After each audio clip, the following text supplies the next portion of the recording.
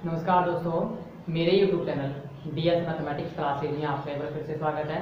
आज का जो लेक्चर है वो क्लास 12 मैथमेटिक्स के स्टूडेंट्स के लिए है, ठीक भाई, जिसमें हम चैप्टर सेकंड की बात करेंगे। मतलब आज हम स्टार्ट करने वाले हैं चैप्टर नंबर सेकंड आपकी बुक का, जिसका नाम है प्रतिलोम त्रिकोणमितीय फलन या प्रतिलोम वृत्तीय फलन, ठीक भाई, या फिर इनवर्स ट्रिग्नोमेट्रिक फंक्शन या इनवर्स सर्कुलर फंक्शन। ठीक है, तो देखिए ये जो लेक्चर है ये आपके इस चैप्टर का फर्स्ट लेक्चर है, ठीक है भाई। ये लेक्चर आपके इस चैप्टर का फर्स्ट लेक्चर है। इस लेक्चर को आप अच्छे से समझिए, क्योंकि इससे आपके आगे आने वाला जो भी पूरा चैप्टर है इसका पूरा बेसिक आज के लेक्चर पे ही डिपेंड है, ठीक है भाई। तो इस लेक्चर को आप एंड तक जरूर देखें, क्योंकि आज आपको जो समझ में आ जाएगा उसके आधार पे ही आप आगे जो आने वाले हैं कुछ फॉर्मूलाज हैं जिनको आपको सिद्ध करना है, और कुछ इंपॉर्टेंट क्वेश्चन जो कि आपके एग्जाम्स के पॉइंट ऑफ व्यू से काफ़ी इंपॉर्टेंट है, तो उनको समझने में आपको बहुत हेल्प मिलेगी। मतलब आज का जो लेक्चर है वो आपका बेसिक लेक्चर है, ठीक है भाई। मतलब आपको समझना है कि इनवर्स ट्रिग्नोमेट्रिक फंक्शन क्या होता है।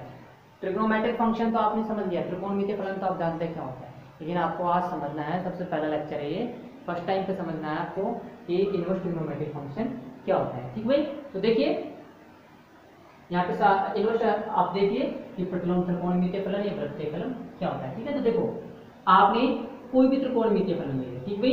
आपने सर्वप्रथम कोई भी त्रिकोणमितीय फलन ले लिया जो कि क्या है, जैसे आपने मान लिया साइन फंक्शन, ठीक है भाई। आपने मान लिया कि साइन थीटा बराबर क्या है, एक्स, ठीक है भाई। आपने क्या मान लिया कि माना साइन थीटा बराबर क्या है, एक्स, जहाँ पे थीटा तो क्या है कांस्टेंट और एक्स क्या है संख्यात्मक मान, ठीक है भाई। एक्स क्या है संख्यात्मक मान है, ठीक है। आपने मान लिया कि माना साइन थीटा बराबर क्या है एक्स, ठीक है। ये तो आपने खूब पढ़ा है। अब थीटा आपको पता है यहाँ पे क्या है एंगल, और एक्स क्या है संख्यात्मक मान। तो आप एक्स को क्या कह सकते हो, एक्स को आप क्या बोलोगे, एक्स को बोलोगे थीटा का ज्यामान, ठीक भाई। यहाँ पे जो संख्यात्मक मान एक्स है उस एक्स को क्या बोलोगे, उस एक्स को बोलोगे कि ये एक्स क्या है, ये एक्स थीटा का ज्यामान है, ठीक भाई। संख्यात्मक मान एक्स क्या है, आप क्या बोलोगे संख्यात्मक मान के बारे में कि संख्यात्मक मान एक्स क्या है थीटा का ज्यामान है, ठीक भाई। क्या है थीटा का ज्यामान है, ठीक भाई। अब देखिए संख्यात्मक मान एक्स थीटा का ज्यामान, ठीक है। अब मैं इसको इस प्रकार लिख दूं, साइन थीटा बराबर एक्स, तो क्या मैं इसको ऐसे लिख सकता हूँ थीटा बराबर साइन इनवर्स ऑफ एक्स, ठीक भाई। इसको मैं क्या लिख सकता हूँ थीटा बराबर साइन इनवर्स ऑफ एक्स। अब देखिए ये x क्या है, ये x संख्यात्मक मान है, ठीक भाई। x क्या है संख्यात्मक मान, जबकि थीटा क्या है, थीटा आपको पता है थीटा क्या है एंगल है, ठीक भाई। थीटा क्या है एंगल, ठीक है। अब देखिए अब की बार आप पहले आप क्या बोल रहे थे कि संख्यात्मक मान x क्या है थीटा का ज्यामान, जबकि अब की बार आप क्या बोलोगे, अब की बार हम बोलेंगे कि कौन थीटा क्या है संख्यात्मक मान x का, संख्यात्मक मान x का क्या है प्रतिलोम ज्यामान है, ठीक भाई। x का क्या है प्रतिलोम ज्यामान है, ठीक भाई, प्रतिलोम ज्यामान है। साइन फंक्शन को क्या बोलते हैं ज्याफलन, ठीक भाई। साइन जो फलन होता है उसको क्या बोलेंगे हम ज्याफलन। तो ये क्या हो गया कि कौन थीटा क्या है संख्यात्मक मान x का प्रतिलोम ज्याफलन क्या होता है, ठीक भाई। क्या बोलोगे इसको कि कौन थीटा संख्यात्मक मान x का क्या है प्रतिलोम ज्याफलन, ठीक भाई। तो इस प्रकार के फंक्शन क्या कहलाते हैं, इस प्रकार के फंक्शन कहलाते हैं, ये तो कहलाते हैं त्रिकोणमितीय फलन और ये कहलाते हैं प्रतिलोम त्रिकोणमितीय फलन। इनको दूसरे नाम से पुकारा जाता है, प्रतिलोम त्रिकोणमितीय फलन को आप दूसरे नाम से बोल सकते हो प्रतिलोम वृत्तीय फलन, ठीक भाई। क्या बोल सकते हैं इनको प्रतिलोम वृत्तीय फलन या इनवर्स सर्कुलर फंक्शन, ठीक है। अब देखिए जैसे आपने त्रिकोणमितीय फलन के बारे में पढ़ा था, त्रिकोणमितीय फलन कितने होते हैं 6 होते हैं, ठीक भाई। त्रिकोणमितीय फलन 6 होते हैं। उसी प्रकार इनवर्स ट्रिग्नोमेट्रिक फंक्शन कितने होते हैं, इनवर्स ट्रिग्नोमेट्रिक फंक्शन होते हैं 6, ठीक भाई।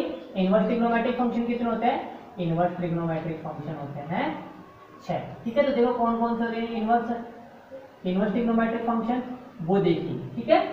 इनवर्स ट्रिग्नोमेट्रिक फंक्शन कौन कौन से होते हैं वो देखिए। आपके पास जो त्रिकोणमितीय फलन है वो कौन कौन से थे? Sine theta, cos theta, tan theta, tan theta, cot theta, sec theta और कोसेक थीटा। ठीक है, ये आपके कहते हैं त्रिकोणमितीय फलन थे। अब उसके पश्चात इनके सापेक्ष प्रतिलोम त्रिकोणमितीय फलन क्या हो जाएंगे? Sine inverse x, cos inverse x, tan inverse x, cot inverse x, sec inverse x, cosec inverse x. ठीक भाई, sine inverse, cos inverse, tan inverse, cot inverse, sec inverse, cosec inverse x. ठीक भाई, ये फलन तो क्या कहलाते हैं? त्रिकोणमितीय फलन, जबकि ये क्या कहलाते हैं? प्रतिलोम त्रिकोणमितीय फलन। ठीक है, अब आप देखो, ये तो डेफिनेशन होगी कि प्रतिलोम त्रिकोणमितीय फलन क्या होते हैं। जो फलन इस टाइप के होते हैं वो क्या बोलते हैं? प्रतिलोम त्रिकोणमितीय फलन। कितने होते हैं प्रतिलोम त्रिकोणमितीय फलन? प्रतिलोम फलन इनकी संख्या टोटल 6 होती है। कौन कौन से? Sine inverse x, cos inverse x, tan inverse x, cot inverse x, sec inverse x और कोसेक इनवर्स एक्स। ठीक भाई, ये तो हो गई आपकी इन्फॉर्मेशन प्रतिलोम त्रिकोणमितीय फलनों के बारे में। अब इनको अब इसके बाद हम अध्ययन करेंगे कि प्रतिलोम त्रिकोणमितीय फलन कहाँ से कहाँ तक के लिए डिफाइन है, मतलब किस डोमेन से किस कोडोमेन तक डिफाइन है, किस सेट से किस तक डिफाइन है। उसी प्रकार हम प्रतिलोम त्रिकोणमितीय फलन की भी बात करेंगे कि ये किस डोमेन से किस कोडोमेन तक डिफाइन हो रहे हैं। ठीक है भाई, इनकी क्या क्या प्रॉपर्टीज है उन सब का भी हम अध्ययन करेंगे। ठीक है, तो देखो सबसे पहले डेफिनेशन देखिए। माना प्रतिलोम त्रिकोणमितीय फलन की डेफिनेशन, माना साइन थीटा बराबर एक्स है। ठीक है भाई, माना साइन थीटा बराबर क्या है? एक्स है। तब एक्स क्या कहलाता है? तब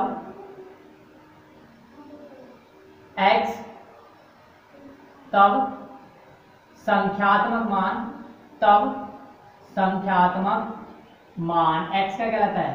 संख्यात्मक मान एक्स कोण थीटा का ज्यामान कहलाता है। ठीक है भाई, एक्स का कहलाता है कोण थीटा का ज्यामान कहलाता है। ठीक है, ज्यामान कहलाता है। ठीक, अब देखिए संख्यात्मक मान एक्स कोण थीटा का ज्यामान कहलाता है यदि थीटा बराबर साइन इनवर्स एक्स हो तो, यदि थीटा बराबर साइन इनवर्स एक्स हो तो, थीटा बराबर साइन इनवर्स एक्स हो तो कोण थीटा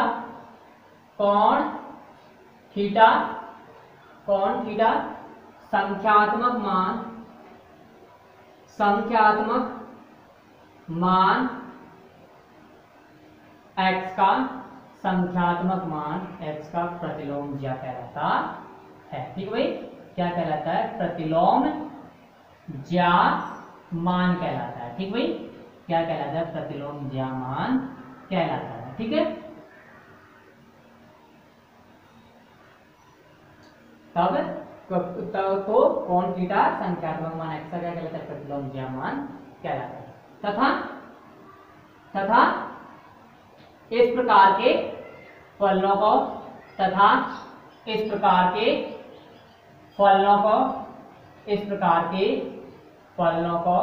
क्या कहते हैं? इस प्रकार के फलनों को प्रतिलोम त्रिकोणमितीय फलन या वृत्तीय फलन कहते हैं। ठीक है भाई, प्रतिलोम त्रिकोणमितीय या वृत्तीय फलन कहते हैं। ठीक भाई, प्रतिलोम त्रिकोणमितीय या वृत्तीय फलन कहते हैं। ठीक भाई, प्रतिलोम त्रिकोणमितीय या वृत्तीय फलन कहते हैं। ठीक है, तो ये आपके प्रतिलोम त्रिकोणमितीय फलन की डेफिनेशन होगी। इनका या इनकी संख्या, इन फलनों की संख्या 6 होती है। इन फलनों की संख्या 6 होती है। ठीक भाई, इन फलनों की संख्या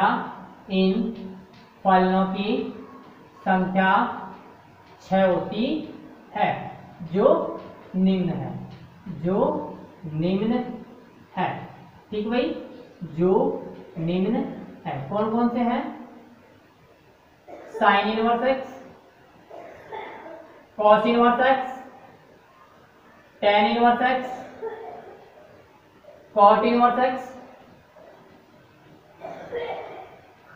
sec इनवर्स x और cosec इनवर्स x। ठीक भाई, इनकी संख्या कितनी होती है? 6 होती है। कौन कौन? sin inverse x, cos inverse x, tan inverse x, cot inverse x, sec inverse x और cosec इनवर्स x। ठीक भाई, तो ये होगी प्रतिलोम त्रिकोणमितीय फलनों के बारे में कुछ क्या नाम से बेसिक जानकारी। ठीक है, बेसिक इन्फॉर्मेशन।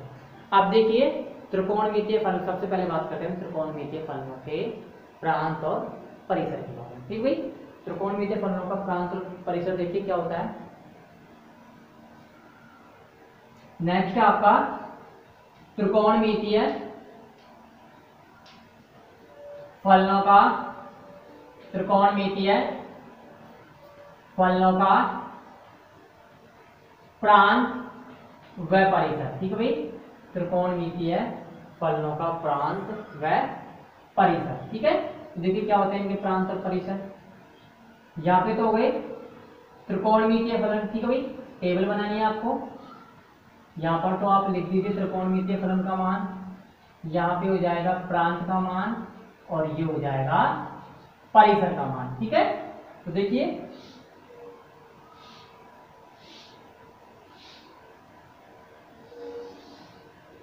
सबसे पहला त्रिकोणमितीय फलन है आपका साइन थीटा। ठीक है, सबसे पहला त्रिकोणमितीय फलन है साइन थीटा, जिसका प्रांत क्या है? जिसका प्रांत है r और डोमेन क्या है? सॉरी, रेंज क्या है? Close interval -1 to +1। ठीक है, उसके पश्चात नेक्स्ट आता है cos थीटा। cos थीटा क्या है? इसका भी डोमेन होता है r। ठीक है, और रेंज सेट क्या होता है? इसका रेंज सेट होता है -1 से 1। ठीक है, फिर आता है नेक्स्ट फंक्शन त्रिकोणमितीय फलन tan थीटा, जिसका डोमेन होता है r और रेंज क्या होता है? रेंज भी होता है इसका r। ठीक है भाई, मतलब इसका प्रांत भी वास्तविक संख्याओं का समुच्चय होता है, परिसर भी वास्तविक संख्याओं का समुच्चय है। फिर उसके पश्चात आता है आपका cot थीटा। तो cot थीटा का डोमेन होता है r और रेंज होता है इसका भी r। ठीक है, फिर उसके पश्चात आता है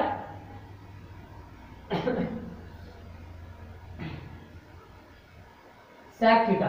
नेक्स्ट फंक्शन आता है sec थीटा, जिसका डोमेन होता है r और रेंज क्या होता है? इसका रेंज होता है -∞ of semi close interval -∞ to -1 union semi open interval to 1 to ∞। ठीक है, और नेक्स्ट आता है, या फिर आप इसको यहां देख लीजिए, इसको देख लीजिए कि sec थीटा का डोमेन और रेंज क्या होता है। ठीक है, तो वो देखिए sec थीटा का डोमेन होता है r और रेंज होता है semi close interval -∞ to -1 union semi open interval 1 to ∞। और लास्ट आता है आपका कौन सा फंक्शन? cosec theta. तो इसका भी डोमेन होता है r। ठीक है, इसका डोमेन क्या होता है? इसका डोमेन होता है r। ठीक है, और रेंज होता है आपका क्या? इसका रेंज होता है -1 to 1। ठीक है भाई, सॉरी, इसका भी रेंज होता है semi close interval -∞ to -1 union semi open interval 1 to ∞। ठीक है, तो ये इसके बाद जो आपका अगला टॉपिक है वो है प्रतिलोम त्रिकोणमितीय फलन का प्रांत और परिसर। ठीक भाई, इससे पहले जब हमने टॉपिक पढ़ा था वो ये था कि त्रिकोणमितीय फलन के प्रांत और परिसर क्या होते हैं। ठीक भाई, अब देखिए प्रतिलोम त्रिकोणमितीय फलन की जब हम बात करते हैं तो ये प्रतिलोम त्रिकोणमितीय फलन क्या है? इन त्रिकोणमितीय फलनों के प्रतिलोम फलन ही है। ठीक है भाई, तो आपको पता है कोई भी फलन दिया गया है, आपको कोई भी फलन, चाहे त्रिकोणमितीय फलन हो चाहे कोई सा भी फंक्शन हो, वो आपको दिया गया है, वो फलन का प्रतिलोम फलन कब एक्जिस्ट हो, कहने मतलब जो फलन दिया गया है उसका प्रतिलोम फलन कब एक्जिस्ट होगा, इस बात का भी हम सबसे पहले कैसा पता लगा सकते हैं कि अगर आपको जो फलन दिया गया है, सपोज कीजिए आपको कोई फलन दिया गया और आपको क्या फाइंड आउट करना है? उसका प्रतिलोम फलन या इनवर्स फंक्शन फाइंड आउट करना है। ठीक है, अब देखिए इनवर्स फंक्शन आपको फाइंड आउट करना है, तो वो कैसे फाइंड आउट होगा? जब होगा इनवर्स फंक्शन फाइंड आउट, जब आपको दिया गया फलन कैसा दिया गया हो? एक एक की ओर अच्छा था। ठीक भाई, मतलब जो फलन दिए गए हैं वो कैसे होने चाहिए? एक एक के अच्छा फलन होने चाहिए। लेकिन आपको पता है जो भी त्रिकोणमितीय फलन होते हैं, 6 के 6 त्रिकोणमितीय फलन, वो क्या होते हैं? वो एक एक के आच्छादक फलन नहीं होते। मतलब उस जिस प्रांत में वो डिफाइन हो रहे हैं, मतलब जो उनका डोमेन क्या है, आर है, वास्तविक संख्या को समुच्चय, उसमें कैसे फलन होते हैं, ये एक के फलन नहीं होते, मतलब कौन से होते हैं, बहुएकी फलन होते हैं। साथ ही साथ ये फलन बहुएकी नहीं होने की वजह से आप क्या कर सकते हो, इन फलनों का प्रतिलोम फलन नहीं निकाल सकते। ठीक भाई, तो आपको करना क्या होगा, इन फलनों का प्रतिलोम फलन निकालने के लिए इनके डोमेन को आपको क्या करना पड़ेगा, प्रतिबंध लगाना पड़ेगा डोमेन पे। कहने का मतलब है कि इनके जब आपको प्रतिलोम फलन फाइंड आउट करने हैं तो इनके डोमेन पे रेस्ट्रिक्शन लगाना पड़ेगा, प्रतिबंध लगाना पड़ेगा। मतलब डोमेन का जो आपका आर है उसका भी कोई ऐसा सबसेट लेना है, आपको कोई ऐसा सबसेट लेना है कि जिसमें ये जो फलन है, ये फलन कैसा हो, एक एक आच्छादक फलन हो। ठीक भाई, जिसमें ये फलन कैसा हो, एक एक आच्छादक फलन हो। ठीक है, अब मान के चलो आर का आपने कोई भी सबसेट ले लिया एच। ठीक भाई, आर का आपने कोई भी सबसेट ले लिया एच। ठीक है, और आपने त्रिकोणमितीय फलन डिफाइन किया। ये फलन जो है भाई ये क्या शो कर रहा है, ये शो कर रहा है आपका ट्रिग्नोमेट्रिक फंक्शन। ठीक है भाई, ये क्या शो कर रहा है, ट्रिग्नोमेट्रिक फंक्शन शो कर रहा है। ठीक है, और ये कहाँ शो कर रहा है, ये डोमेन एक्स में शो कर रहा है। कहने मतलब ये फलन एफ है जो कहाँ से का डिफाइन है, डोमेन एस से कोडोमेन एक्स में। ठीक भाई, अब आपने एस इस प्रकार से लिया है, मतलब डोमेन का मान आपने इस प्रकार से लिया है कि ये जो फलन है ये कैसा फलन है, ये फलन आपका एक एक आच्छादक फलन। ठीक भाई, मतलब ये जो फंक्शन है ये फंक्शन कैसा है, ये फंक्शन 1/2 फंक्शन है। और जब ये फंक्शन 1/2 फंक्शन है तो आप क्या कह सकते हो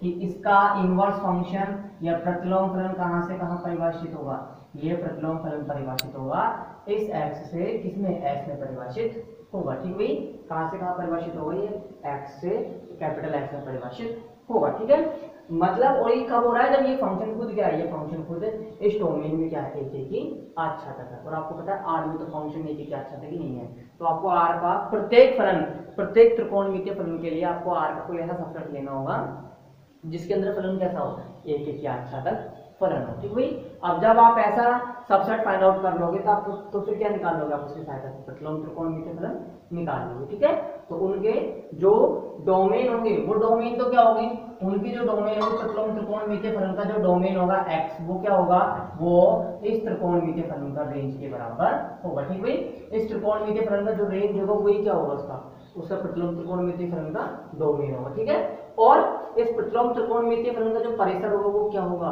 वो इस जो भी आपने फंक्शन डिफाइन किया प्रतिलोम, सॉरी आपने जो फंक्शन डिफाइन किया त्रिकोणमितीय फलन, उसके डोमेन के बराबर हो। कहने का मतलब है इसका रेंज इसके डोमेन के बराबर है और इसका डोमेन इसके रेंज के बराबर है। ठीक है, तो अब देखिए मैं आपको एक टेबल लिखा हूँ, उसमें मैं आपको बता दूंगा कि इनके परिसर और प्रांत और परिसर क्या होता है, प्रतिलोम त्रिकोणमितीय फलन का प्रांत और परिसर क्या होता है। ठीक हुई, प्रांत के बारे में तो आपको इन्फॉर्मेशन है कि मैंने क्या लिखा है कि जो फलन है आपका रेंज होगा वही क्या कहलाएगा, उसका प्रांत कहलाएगा। ठीक है, प्रतिलोम त्रिकोणमितीय फलन क्या कहलाएगा, प्रांत कहलाएगा। ठीक है, अब देखिए टेबल बनाइए।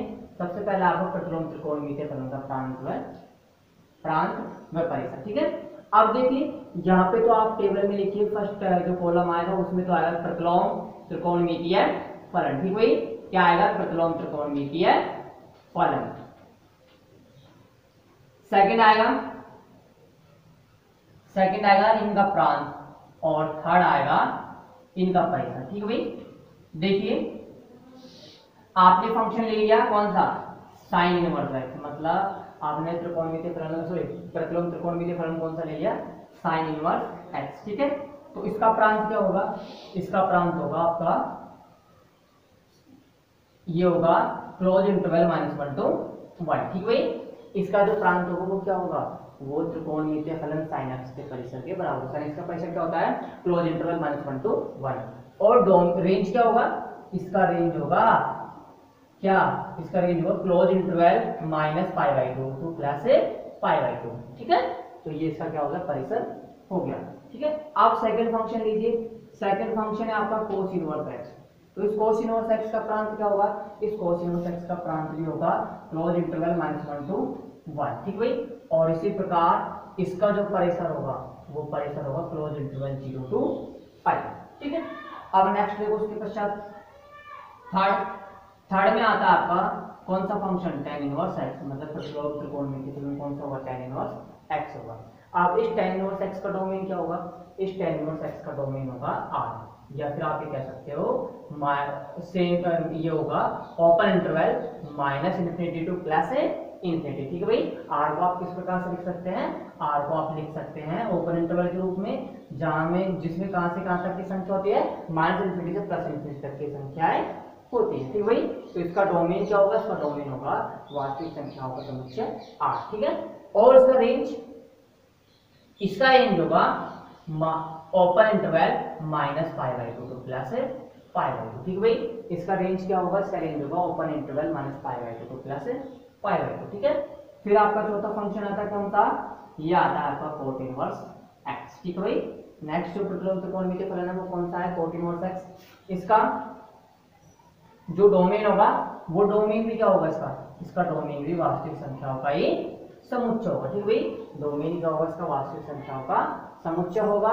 और रेंज क्या होगा इसका रेंज होगा, ये होगा ओपन इंटरवल 0 टू पाई। ठीक भाई, इसका रेंज क्या होगा, ओपन इंटरवल 0 टू पाई।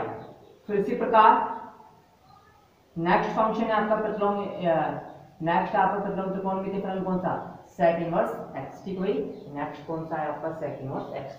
तो इसका डोमेन क्या होगा, इसका डोमेन होगा क्या, minus open sorry semi close interval minus infinity to 1 minus 1 union semi open interval to 1 to infinity. ठीक भाई, ये क्या आएगा इसका डोमेन, डोमेन क्या होगा, और semi close interval minus infinity to minus 1 union semi open interval 1 to infinity. ठीक है, और इसका जो रेंज होगा वो क्या होगा, इसका रेंज होगा क्या, ये हो जाएगा close interval 0 to pi minus pi by two. कहने का मतलब है कि आपको पता है सेक फंक्शन किस पॉइंट पे डिफाइन होता है, sec function sorry sec function तो डिफाइन होता है, ठीक है, लेकिन सेक इनवर्स एक्स किस पॉइंट पे डिफाइन नहीं होता, सेक इनवर्स एक्स, या फिर आप ये कह सकते हो कि सेक जो फंक्शन है वो किस पॉइंट पे डिफाइन नहीं होता, वो डिफाइन नहीं होता पाई बाई टू पॉइंट पे। ठीक है भाई, क्योंकि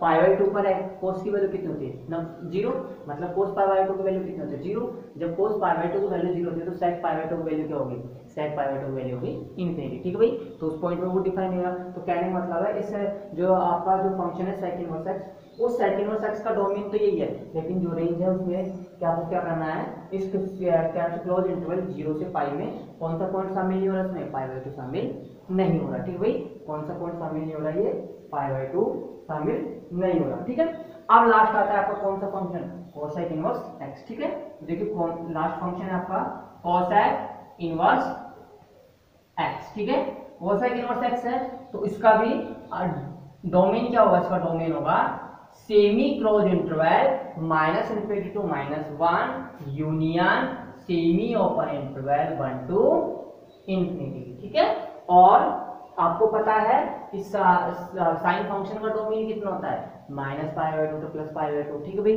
जो साइन की वैल्यू किस पे 0 होती है, x बराबर 0 पर साइन की वैल्यू किस पे 0 होती है, x बराबर 0 पर 0 होती है। ठीक है, जब साइन की वैल्यू x बराबर 0 पे 0 होती है तो कोसेक x की वैल्यू x बराबर 0 पे कितनी होगी, इन्फिनिटी। कहने का मतलब है जो कोसेक फंक्शन है, कोसेक फंक्शन है वो किस पॉइंट पर डिफाइन नहीं है, वो आपके x बराबर 0 पर डिफाइन नहीं हो। जब वो डिफाइन नहीं है तो कहने का मतलब है प्रतिलोम त्रिकोणमितीय फलन भी इस पॉइंट पर डिफाइन नहीं होता। जब खुद फंक्शन डिफाइन नहीं है कोसेक x तो उसका प्रतिलोम त्रिकोणमितीय फलन भी डिफाइन नहीं होगा। तो इसका जो रेंज है वो होगा आपका क्या, ये होगा close interval minus pi by to two plus pi by to में से क्या हटा दीजिए, एक पॉइंट हटाना है, कौन सा आपका x बराबर 0। ठीक भाई, एक पॉइंट सिर्फ आपको एक पॉइंट हटाना है, कौन सा, ये हटाना है आपको 0 पॉइंट। ठीक है भाई, कहने मतलब इसका रेंज क्या होगा, इसका रेंज होगा आपका क्या से माइनस, ये होगा समरत अंतराल माइनस पाई बाई टू से plus pi by to minus 0। ठीक है, तो ये आपके त्रिकोणमितीय फलनों के प्रांत हो गए और ये त्रिकोणमितीय फलनों के परिसर हो गए। ठीक भाई, ये जो पॉइंट मैंने दोनों पॉइंट बताए हैं, इन दोनों पॉइंट का मीनिंग क्या है, इन दोनों पॉइंट पे ना तो सेक फंक्शन डिफाइन है, ना ही कोसेक फंक्शन डिफाइन है, ना ही जब सेक और कोसेक डिफाइन नहीं है तो उनको प्रतिलोम त्रिकोणमितीय फलन भी डिफाइन नहीं है। ठीक भाई, क्यों, देखो आपको पता है कि ये कौन से फंक्शन है, प्रतिलोम त्रिकोणमितीय फलन, तो इनका डोमेन ये रहा और रेंज ये रहा। जबकि साइन फंक्शन की बात करेंगे तो साइन फंक्शन का डोमेन ये रहा और रेंज ये रहा। जब साइन फंक्शन यहाँ से यहाँ डिफाइन हो रहा है, यहाँ से यहाँ, तो मतलब उस पॉइंट पे डिफाइन नहीं हो रहा साइन आपका सेक फंक्शन। जब सेक फंक्शन इस पॉइंट पे डिफाइन नहीं है, that means sec inverse x इस पर भी डिफाइन नहीं होगा, मतलब रेंज सेट में ये पॉइंट ही नहीं होगा। ठीक है, तो ये आपके हो गए प्रतिलोम त्रिकोणमितीय फलनों के प्रांत व परिसर। ठीक है, अब नेक्स्ट आपका टॉपिक आता है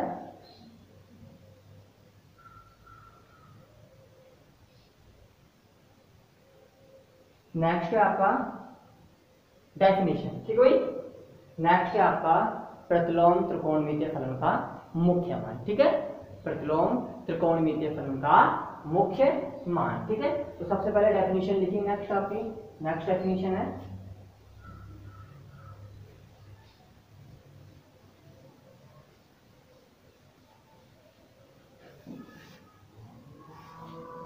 या फिर आप डेफिनेशन लिखिए मुख्य मान या फिर प्रिंसिपल वैल्यू। ठीक भाई, नेक्स्ट आपकी डेफिनेशन है प्रिंसिपल वैल्यू। ये भी हम आपको बता देंगे कि होता क्या है प्रिंसिपल वैल्यू, क्या होती है क्या नहीं होती।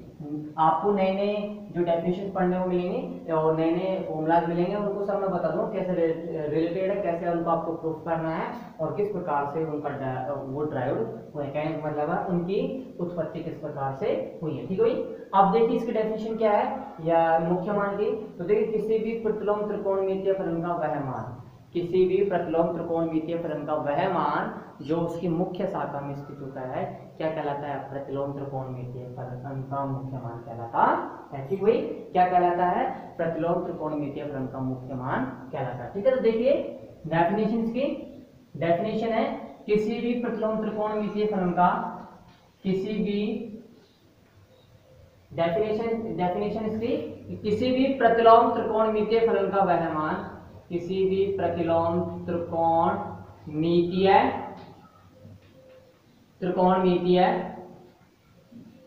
फलन का वह मान, फलन का वह मान जो उसकी मुख्य शाखा में स्थित होता है, जो उसकी मुख्य शाखा में स्थित होता है। ठीक भाई, जो उसकी मुख्य शाखा में स्थित होता है, जो उसकी मुख्य शाखा में स्थित होता है, जो उसकी मुख्य शाखा में स्थित होता है क्या कहलाता है, प्रतिलोम त्रिकोणमितीय फलन का मुख्य मान कहलाता है। ठीक भाई, क्या कहलाता है, प्रतिलोम त्रिकोणमितीय फलन का, प्रतिलोम त्रिकोणमितीय फलन का मुख्य मान कहलाता है। ठीक भाई, प्रतिलोम त्रिकोणमितीय फलन का मुख्य मान कहलाता है। ठीक भाई, क्या कहलाता है, प्रतिलोम त्रिकोणमितीय फलन का मुख्य मान कहलाता है। ठीक है, अब देखिए ये तो आपका कंप्लीट हो गया टॉपिक कौन सा मुख्य मान या प्रिंसिपल वैल्यू। ठीक भाई, अब इसके पश्चात आपका आता है मुख्य मान तो हो गया। अब हम एक और मान की बात करेंगे, व्यापक मान, कि व्यापक मान क्या होगा। ठीक भाई, और फिर उसके पश्चात हम जब हमने एक प्रिंसिपल वैल्यू की डेफिनेशन लिखी है तो हमने देखा है कि यहाँ पे एक वर्ड और आया है, एक नया वर्ड आया है आपके सामने, कौन सा, मुख्य शाखा, कहने का मतलब है प्रिंसिपल ब्रांच। ठीक भाई, नया जो वर्ड आया वो आया आपका प्रिंसिपल ब्रांच या फिर मुख्य शाखा, तो उसकी भी हम बात करेंगे। तो इन जो दो डेफिनेशंस हैं, एक तो आपकी कौन सी व्यापक मान की और एक मुख्य शाखा की, इन दोनों की डेफिनेशंस का बारे में हम बात करेंगे नेक्स्ट लेक्चर के अंदर, और हम बताएंगे कि प्रतिलोम त्रिकोणमितीय फलन की मुख्य शाखा भी क्या होती है। और जो नेक्स्ट लेक्चर होगा उस लेक्चर के अंदर हम आपको कुछ इंपॉर्टेंट फॉर्मूलेज की भी बात करेंगे, मतलब कुछ इंपॉर्टेंट फॉर्मूले लिखाएंगे जो कि आपको क्वेश्चंस को सोल्व करने में काफी हेल्पफुल होंगे। ठीक भाई, और साथ के साथ आपको उनके द्वारा ये भी समझ में आ जाएगा कि अगर क्वेश्चन उनसे रिलेटेड हुआ, कहने मतलब है उनके डेरिवेशन से रिलेटेड हुआ,